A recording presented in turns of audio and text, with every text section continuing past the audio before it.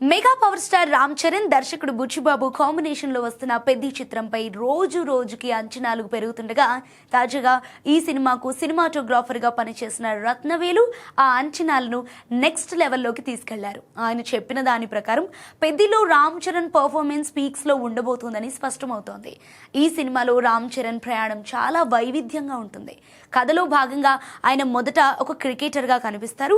ఆ తర్వాత వెంటనే కుస్తీ ఆటగాడిగా కనిపిస్తారు. దానికోసం చరణ్ తన శరీరాకృతిని పూర్తిగా మార్చుకున్నాడు.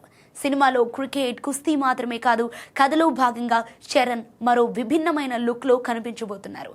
దీనికోసం తక్కువ సమయంలో తన రూపాన్ని మార్చుకున్న తీరు అద్భుతమని రత్నవేలు ప్రశంసించారు. ఇక ఈ సినిమా ఫ్రీ క్లైమాక్స్ ఎపిసోడ్స్ ప్రేక్షకులను పూర్తిగా ఎమోషనల్గా కనెక్ట్ చేసేలా ఉంటుందని ఆయన మాటలను బట్టి అర్థమవుతోంది.